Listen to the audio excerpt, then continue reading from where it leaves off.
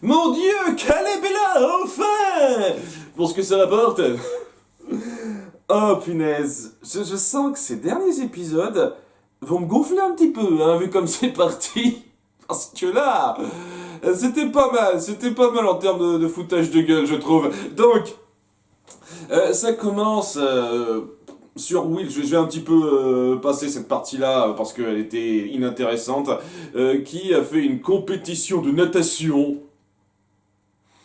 Ouais, et qui se retrouve deuxième derrière une amie de Matt. Et elle est un petit peu jalouse de voir Matt copiner avec cette fille en pensant «Oh, comment oses-tu soutenir ma rivale ?» Et il va y avoir tout un délire autour de ça, puisque ça se fait en 3 compétitions, 3 jours de suite, où vraiment celui qui aura le plus de victoires remportera la médaille d'or. Et donc la deuxième, elle trichera un petit peu par magie pour être première. Et la troisième compétition, elle se dira ok, j'accepte ça, j'apprends à ne pas vouloir la victoire à tout prix, leçon de vie, ta gueule. Voilà, c'était inintéressant. Et cette espèce de petit moment où elle est énervée de voir Matt parler avec une autre fille en faisant preuve de jalousie bête et méchante comme ça, j'ai trouvé ça ridicule, vraiment ridicule. Il y a rien avant ça qui appuyait ce genre de comportement de sa part, ce comportement je veux à tout prix gagner qu'elle affiche. Et aussi le fait on essaye de lier ça un petit peu à ce qu'elle vit, c'est-à-dire oh Nerissa a pas arrêté d'avoir l'ascendant sur moi, elle a contrôlé mon mat, je veux plus de ça quoi, et elle voit un petit peu ça dans cette espèce de concurrente à la natation. Ouais, alors déjà c'est un peu naze de voir ça comme ça chez Nerissa, alors que les 2 dernières fois que vous vous êtes rencontrés vous l'avez laminé, déjà, et surtout... Surtout, Matt a été contrôlé, mais il n'a pas fricoté avec elle ou quoi que ce soit. Hein. C'était son espèce de larbin contrôlé mentalement, et il n'y avait absolument aucune relation amoureuse, fausse relation de couple entre eux. Quoi. Donc, il n'y a rien de tout ça, mais c'est censé appuyer l'histoire. C'était que dalle, c'était pour faire un espèce de pseudo-parallèle avec la morale de fin autour de la conclusion de l'épisode qui était assez naze, je trouve. Mais j'en parlerai quand ça arrivera. Donc, parallèlement, on a Nerissa qui est dans un autre monde pour essayer de piquer son cœur. Alors, je vais passer ça aussi rapidement parce que c'est histoire de faire un truc... en arrière-plan, faire en sorte que Nerissa se trouve pas avec les autres à un moment donné. Elle sera dans le coin, elle trouvera le possesseur du cœur, c'est une espèce de gros mec en formé de pierre là. Elle jouera une approche complètement conne. Ah, je suis une fille rocher ingénue. Oh, mais ma maman m'a dit de ne pas fricoter avec n'importe qui. Mais toi, t'es belle, madame, de ma part. À peu de choses près, c'est ça qu'il dit. Hein. Il parle comme un gogol, c'est ça le grand détenteur. Du cœur de ce monde, ouais. Et de toute façon ça ira pas jusqu'au bout parce qu'elle est pas foutue d'attendre 20 secondes pour le piquer son cœur, Nerissa. Hein, on voit, c'est aussi du timing quoi, elle sera obligée d'être rappelée sur la Terre pour une raison que je vais expliquer dans ce qui suit, dans le gros de l'histoire. Le gros de l'histoire, c'est que maintenant que Nerissa est dans la nature et qu'elles poursuivent leur vie sans s'en soucier plus que ça, malgré le fait qu'elles sont à peu près au même niveau de puissance, qu'elles ont prouvé qu'elles ont réussi à la battre avant, et donc qu'elles pourraient facilement s'attaquer à elle en étant un peu plus proactif, nos héroïnes se disent non, non on peut pas. Il n'y a pas moyen de la pister, de trouver un moyen de retrouver sa trace. On peut faire des tonnes de trucs par magie via les facilités scénaristiques de cette série, mais pas ce truc qui serait un peu logique. Non, non, on peut pas la pister, Nerissa. Ah, donc elle se dit qu'est-ce qu'on pourrait faire en attendant d'être de nouveau confronté à elle par la force des choses, alors la laissant faire un petit peu ce qu'elle veut de son côté. Bah, on va trouver un moyen de lui piquer le sceptre de Kenma qui a pris les pouvoirs du cœur de Meridian aussi, et jusqu'à présent on n'a pas réussi à lui piquer de force. Pour une raison toute simple, un cœur ça appartient à la personne qui le possède. Et on peut pas le donner si c'est pas de sa propre volonté. Donc à moins de crever, normalement, il n'y a pas moyen de lui prendre de force comme ça. Mais ils partent du principe que ça c'est plus compliqué que ça. Il y a plus d'échappatoires faciles par rapport à ça. C'est que étant donné que c'est plus lié au cœur de Meridian qu'au cœur de Zambala, si je me souviens bien, le cœur qu'avait Kanma, pour une raison X, hein, le cœur de Meridian est plus puissant parce que merde. Le cœur de Meridian peut être piqué, mais directement sans le consentement de la personne, que par un membre de la famille royale de Meridian. Et donc ça les amène à pondre le plan le plus stupide qu'elles ont pondu jusqu'à présent, les filles. Et de se dire, plutôt que d'aller la confronter directement pendant qu'on a encore les moyens d'être à sa taille, on va plutôt aller libérer Phobos pour qu'il puisse nous servir de moyen afin de piquer le cœur de Meridian et donc le sceptre dans lequel il se trouve. Vous avez conscience que c'était un sale trou-duc fini, sans subtilité, sans la moindre complexité, qui recherche que le pouvoir. Et pourtant, vous allez le libérer en le faisant juste jurer comme ça, mais vraiment comme ça, de rendre la liberté à Elion et compagnie une fois qu'il aura le pouvoir, parce que enfin on rementionne Elion, c'est quand même sympa, ça faisait longtemps, et donc de rendre les pouvoirs de Meridian et de Cadmas. Il l'a pas dit ça, le pouvoir de de Zambala, il en a pas parlé ça, mais bon, il de rendre des pouvoirs une fois que ce sera réglé. Donc il jure ça. En levant les doigts comme ça, il dit ah je le jure. Alors je m'attendais presque à ce qu'on mette un plan sur son dos où il fait, vous savez, où il croise les doigts en disant ah je jure mais en fait non. Je m'attendais presque à ce qu'on fasse ça, hein. Limite. Si ça se trouve, on va avoir dans un épisode futur une espèce de flashback sur cette scène où on montrera son dos où il y aura ça, le moment où il fera ça. Si c'est ça, mais alors, cette série aura atteint un niveau de nullité abyssale, vraiment, hein, vraiment. Donc, ouais, complètement partante pour ça, pour avoir Phobos de leur côté, et on essaye vraiment de faire en sorte que ça va être un personnage récurrent jusqu'à la fin, durant les 5 derniers épisodes.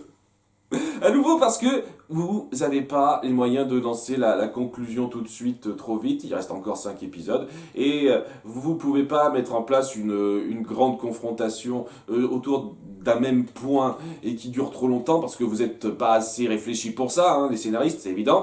Donc, on va balancer Phobos, on va remettre Phobos sur le tapis comme ça, via une excuse complètement moisie qui sort de nulle part. Comme quoi, seuls les membres royaux peuvent piquer le sceptre, enfin la magie du cœur de Kandrakar maintenant, hein, ce qui n'a jamais été appuyé avant. Bof, j'imagine que c'était vaguement appuyé dans la saison 1, où il pouvait arriver à piquer son pouvoir, mais c'est par un grand contrôle et le fait qu'elle était totalement en confiance avec lui pendant une très grosse majorité du temps quand même. Enfin bon, j'imagine que, étant donné qu'à la fin elle était pas trop consentante, ça appuie vaguement ça, que c'est possible. Il pouvait lui piquer son pouvoir, donc il doit pouvoir piquer comme ça directement. À nouveau, je trouve que c'est un peu facile quand même. Donc, voilà, donc maintenant on va voir Phobos. Et ça va durer quelques épisodes, hein, parce que c'est pas terminé avec lui. Et il va y avoir tout un passage complètement naze, où il va essayer de se mêler au collège, ou au lycée, je sais pas, à nouveau, c'est pas super clair les âges qu'on donne des fois. Et ouais, il y aura tout un montage où il se montrera un peu vache envers les autres qui continueront leur vie sans soucier une seule seconde de rechercher où se trouve Nerissa et essayer de la stopper. Elles attendent bêtement dans leur coin qu'elles viennent devant elle, en ayant engrangé le plus de pouvoir qu'elle aura pu dans son coin. Nos héroïnes, une fois de plus. Hein, devant donc ce coltiné, Phobos, donc version lycéen. Oh mon dieu, et ouais, ça aura attiré l'attention de Nerissa dans le monde où elle recherchera son espèce de cœur à piquer, et elle se dira, pendant qu'elle s'occupera de ça, qu'elle va lancer les 4 autres gardiennes, ex-gardiennes qu'elle contrôle, pour se charger de ça, se charger de tuer Phobos. Phobos qui sera très certainement gardé par les gardiennes, je vois pas pourquoi ce serait pas autrement.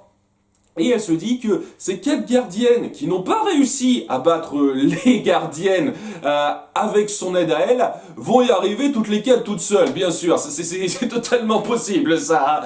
Évidemment, ça marche pas trop. Il y a un premier assaut où Will se trouve pas avec tout le monde comme par hasard parce qu'elles sont plus trop sur le qui-vive, nos héroïnes maintenant, avec ce qui se passe évidemment. Et donc il y a Matt qui se montre un petit peu avec son pouvoir histoire d'eux parce que maintenant Matt a des pouvoirs. Et à nouveau, on aurait pu mettre ça en scène sans ça. Hein. Et au bout d'un moment, étant donné que nos héroïnes n'arrivent pas à se transformer en gardiennes et pas être au même niveau que les autres gardiennes, sans essayer de faire grand chose au passage, hein, elle se laisse un petit peu faire. Il y a Phobos qui se dit tiens, j'ai pas assez de pouvoir pour m'occuper, malgré le fait que j'ai montré que j'avais pas mal de pouvoir. J'ai besoin de pomper le pouvoir de deux gardiennes que j'ai à côté, c'était Tarani et Cornelia, il me semble, et pour avoir plus de pouvoir et puis les envoyer valdinguer. Voilà, donc c'est ce qu'il fait. Il va pas plus loin que ça, il se dit ah tu refais plus jamais ça Phobos, ça c'était pas bien ce que tu as fait en n'allant pas plus loin que ça. Bon, heureusement qu'elles ont pas beaucoup d'estime pour lui tout de suite, hein, c'est logique. Et puis après ça, Phobos se dit qu'il va prendre une autre approche vu que ces gardiennes sont incompétentes. Voilà, elles étaient super compétentes quand il était pas là, maintenant quand il est là, elles sont incompétentes pour les besoins du scénario. Et il décide donc de faire un espèce de pseudo-plan à la con pour essayer de prendre Nerissa par surprise.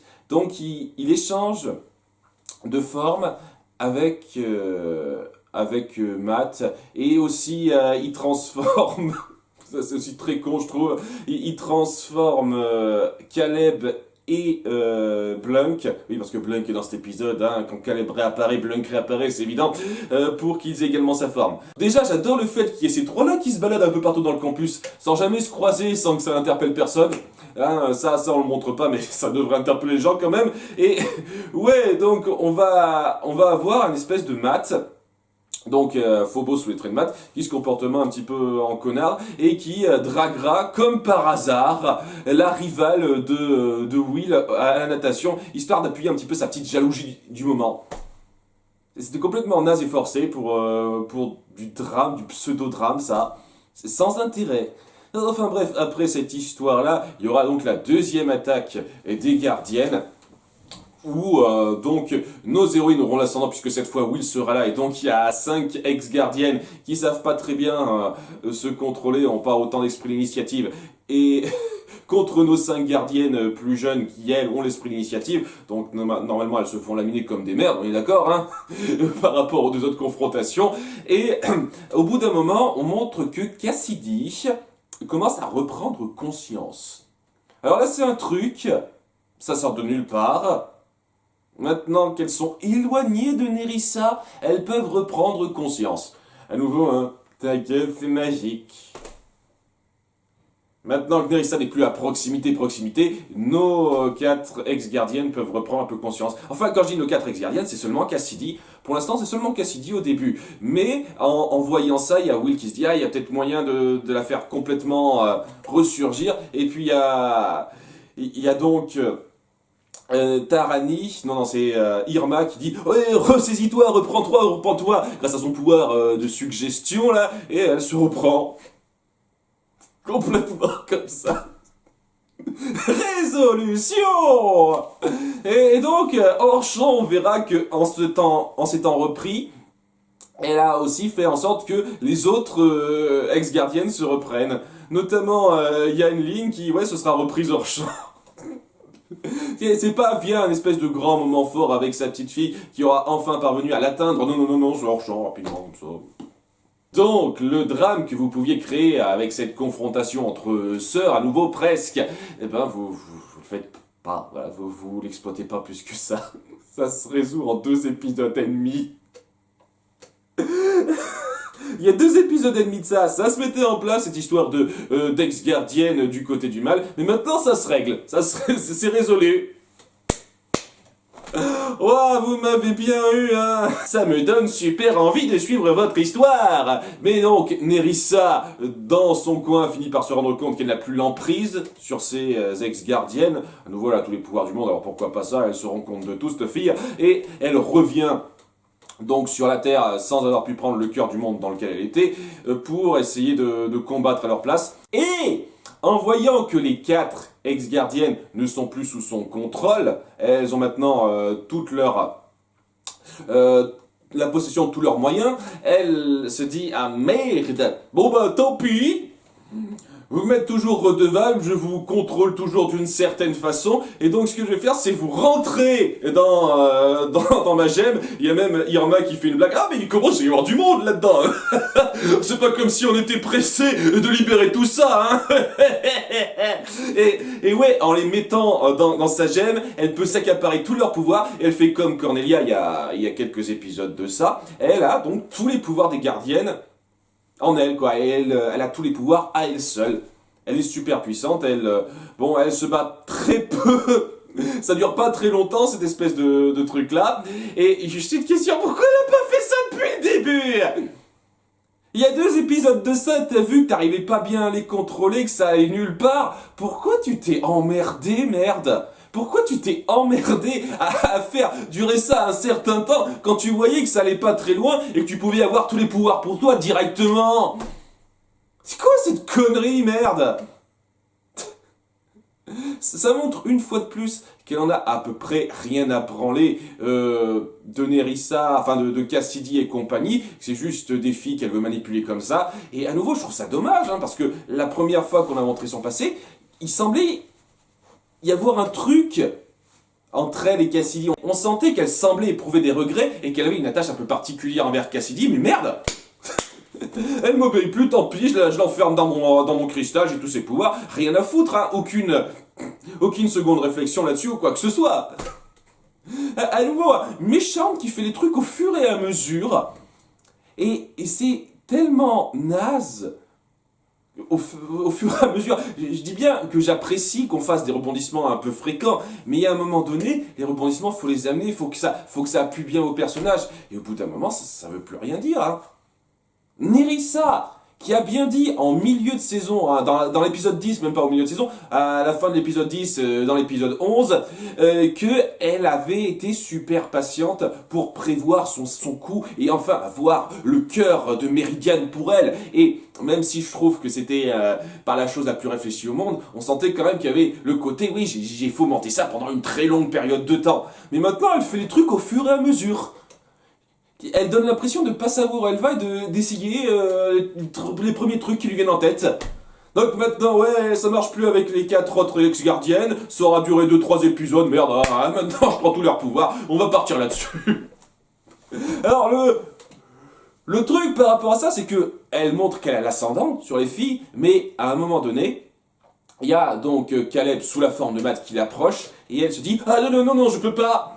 Elle le reconnaît genre à 2 mètres d'elle, et elle pourrait facilement laminer, hein. Mais elle se dit « Ah non, j'ai trop peur, je me barre !» Parce que voilà, la confrontation, elle peut pas se finir tout de suite. Il reste 4 épisodes, merde! 4 épisodes à remplir. Attendez, il faut qu'on appuie davantage cette espèce de nouvelle dynamique avec Phobos, qui je suis sûr sera extraordinaire. Et voilà, donc on peut pas finir ça tout de suite. Et donc elle se barre alors qu'elle avait l'ascendant et qu'elle pourrait facilement buter Phobos, vu qu'elle montre qu'elle a beaucoup plus de pouvoir que lui. Mais merde, elle se barre. Et donc, il y a Phobos qui a fait part de son plan. Ah, je voulais la prendre par surprise en prenant une autre forme, une forme différente. Tu vois comme ça a marché. Et il y a Will qui dit une connerie monumentale pour moi. Mais une connerie monumentale là-dedans. Déjà, l'important, c'est pas la victoire, c'est de pas se perdre. Alors, c'est cool, seulement je trouve que vous êtes déjà bien perdu en disant « Tiens, on va essayer de faire confiance à Phobos, le tyran qui a essayé de foutre tout un monde en l'air et qui va très certainement, d'ici à la fin de la série, nous faire un espèce de coup à la « Ah, maintenant c'est moi qui ai tous les pouvoirs, vous croyez que je vais les rendre? Bah non, je suis un méchant, ça va être moi le grand combat final. Je vous parie, tout ce que vous voulez que ça va être ça, quoi. Il va prendre les pouvoirs, tous les pouvoirs à la fin, ça va être lui le grand méchant final. Combien vous voulez parier? Le grand méchant final de rebondissement de fin. Ça va être ça. Donc, vous êtes déjà un peu perdu quand vous avez plus ou moins accordé votre confiance à Phobos pour gérer ce genre de truc. Comme s'il y avait que cette possibilité-là, alors qu'il y a qu'à la mettre HS Nerissa. Mais non. Vous êtes déjà bien perdu par rapport à ça. Et en plus de ça, Will rajoute, mais surtout, pour la première fois, on lui a fait peur. Pour la première fois, vous lui avez fait peur. Ok, vous en avez rien à foutre des 2 épisodes précédents, en fait. Et la foot, vous lui avez fait assez peur les 2 dernières fois que vous avez combattu les filles, hein. Vraiment, donc... N'importe quoi. Et puis, à quel moment on lui a fait peur précisément? Le seul moment où elle a eu un peu peur, c'est quand elle a cru que Phobos allait lui piquer son sceptre. Et encore, à nouveau, il était à 2 mètres de ça, donc c'est pas non plus une distance super dangereuse, quoi, à proximité. Donc, voilà, c'est pas la première fois que vous lui avez fait peur, c'est n'importe quoi. C'est n'importe quoi, cette espèce de morale positive de fin qu'elle se raconte, Will, rapidement, c'était stupide.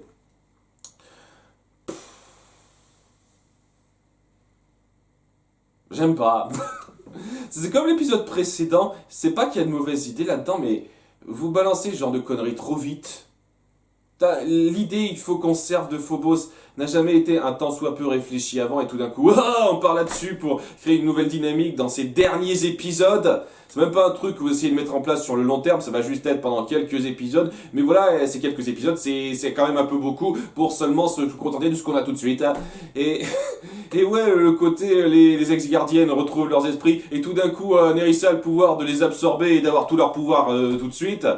Bah merde quoi, c'est une fois de plus des trucs que vous balancez comme ça, histoire de faire évoluer les choses, et de faire des petits changements rapides, mais sans avoir réfléchi à rien du tout avant. J'ai absolument aucune idée de comment c'est montré dans la BD, mais si c'est un tant soit peu comme ça dans la BD ne sait pas faire une narration fluide et forte, et bien construite. C'est une narration super mal construite, où n'importe qui peut faire n'importe quoi parce que magie. N'importe quoi peut arriver parce que magie. N'importe quelle décision peut être prise parce que magie. Voilà, tout d'un coup, Phobos a le pouvoir de piquer son sceptre à, à Nerissa. Et on peut lui faire jurer, semble-t-il, de rendre les pouvoirs après. À nouveau, hein, je dis semble-t-il parce que je sens clairement qu'ils vont trouver un moyen de faire en sorte que Phobos ne rende pas les pouvoirs après et que nos héroïnes soient obligées de le combattre dans un épisode final. Et ce sera pas Nerissa le grand boss final, hein, ça je suis prêt à parier ma chemise. Ouais, vous savez quoi? Merde, je fais un pari comme ça. Voilà, il reste 4 épisodes et si dans l'épisode final, on montre que Phobos n'aura pas piqué le pouvoir de Nerissa et ne se prouvera pas être le grand méchant de fin à combattre ou un des méchants de fin à combattre, je retirerai ma chemise dans la dernière vidéo. Voilà. Hein. Bon, vous verrez seulement le haut, hein, parce que mon ventre, je l'ai toujours... J'avais toujours un petit peu honte. Mais voilà, je retirerai ma chemise. Hein, peut-être que ça dérangera certains, mais voilà, je fais ce pari-là. Voilà, il reste 4 épisodes, je lance le pari. Donc, ouais, c'était pas génial. Voilà, un épisode pas super. Je sais pas. Vous savez, dans l'épisode centré sur Matt et les ex-gardiennes qui finissaient enfin par toutes plonger du côté du mal avec cette espèce de nouvelle menace, je me disais c'est cool, ça semble être l'espèce de grande menace de fin, et il y avait quelque chose de super symbolique très fort là-dedans, et vous foutez ça en l'air au bout de 2 épisodes et demi, merde. Allez vous faire mettre. Vous n'êtes pas foutu de tenir quelque chose d'aussi fort pendant 6 épisodes. Vous n'êtes pas foutu de tenir ça 6 épisodes. Il faut que vous partiez sur quelque chose de différent à nouveau. Faut arrêter les conneries. J'aime bien les rebondissements, puis il ne faut pas les faire tous les 2 épisodes non plus, hein. Les rebondissements de ce genre.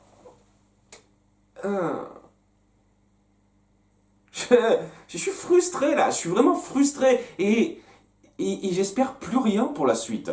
Je vais être obligé de subir cette espèce de merde que vous instaurez, qui pour moi n'a aucune légitimité. Phobos qui fait partie du lot maintenant, Matt qui a des super pouvoirs qui sortent de nulle part, etc. Les gardiennes qui sont plus là maintenant, Nerissa a les super pouvoirs des 5.